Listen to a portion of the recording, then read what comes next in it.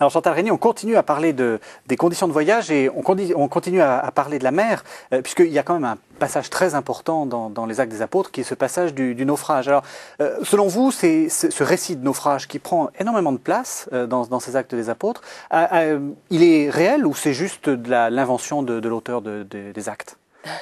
Alors c'est ce qu'on reproche souvent à l'auteur des Actes. Bon, c'est d'abord, il n'y a pas que le récit de naufrage, c'est le récit du dernier voyage. Donc oui. C'est un récit très très ample, les chapitres 27 et 28 du livre des Actes. Mais c'est un récit qui est d'une extrême précision historique. Et l'archéologie est venue confirmer les données qu'il y a extrêmement précises concernant les manœuvres, la route, etc. On ne voit pas pourquoi Luc, ou l'auteur des Actes, aurait inventé ce récit. Il ne va pas transformer Paul en Ulysse ou en...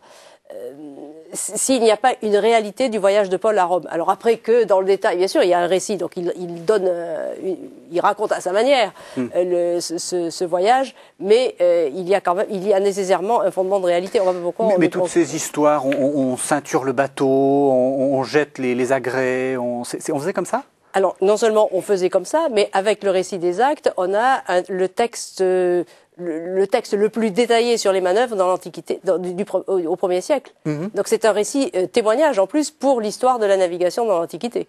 Donc, à cause précisément de la précision et de l'ordre dans lequel sont effectuées les manœuvres. Parce que les bateaux étaient en bois, donc quand il y avait dans une tempête, les bordées risquaient de se déliter, donc il fallait les ceinturer.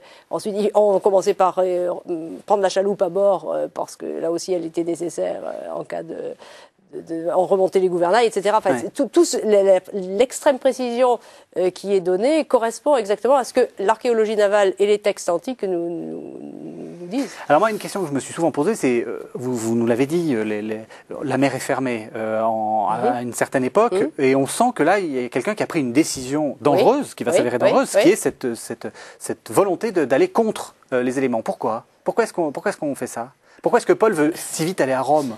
Alors, bon, le récit donne l'impression que c'est Paul qui pousse, parce qu'il a demandé justement à aller à Rome. Cependant, bon, il y a une série de décisions et d'incidents. Le fait de quitter, quand il quitte la Crète, c'est pour trouver un hivernage. Le problème, c'est que la tempête survient trop vite. Et c'est ça qui va conduire. Alors, par ailleurs, cela correspond au désir de Paul d'aller à Rome, puisque il écrit dans sa lettre aux Romains, donc peu de temps sans doute avant d'être arrêté à Jérusalem, il exprime ce désir d'aller à Rome. Rome représente la capitale de l'Empire. Et donc c'est vraiment un pôle d'attraction pour Paul que d'aller toujours vers... On remarque que dans ses voyages, il est toujours allé vers l'ouest, et y compris donc vers ce désir d'aller à Rome, parce que c'est non pas pour la gloire que représente Rome, mais parce que c'est là que tout se joue, et c'est un peu le cœur vivant du monde, c'est-à-dire c'est de là que tout part et que tout revient.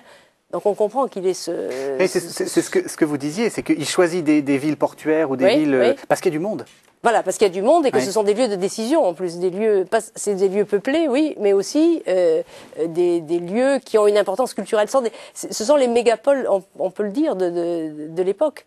Et Paul, en fondant la communauté chrétienne, il ne la sépare pas du monde. Il la fonde précisément dans ces villes à cause aussi des facilités d'échange qu'elles offrent. Et sans la séparer du tissu humain et urbain dans lequel elles vivent. Mais pourquoi il avait une aussi grande connaissance de tout ça? Enfin, c'est étonnant, on a l'impression qu'il a une connaissance de la mer, d'ailleurs on le voit dans le récit des Actes, etc. Mais c'est sa formation. Je pense que sa formation à Tarse et puis ensuite à Jérusalem est une formation complète. Il a une conception géographique à la romaine, mais ça c'est ce qu'il a appris, c'est sa culture. C'est ça qui est tout à fait extraordinaire. Et on voit bien qu'il y a vraiment un choix dans ses déplacements. Il ne va pas du côté de l'Orient, il ne va pas en Égypte. Pourquoi? Ça c'est un petit peu plus mystérieux peut-être, mais on voit bien qu'il va il est attiré par le poids du monde qui va vers qui est Rome, qui représente Rome. Merci beaucoup Chantal Régnier.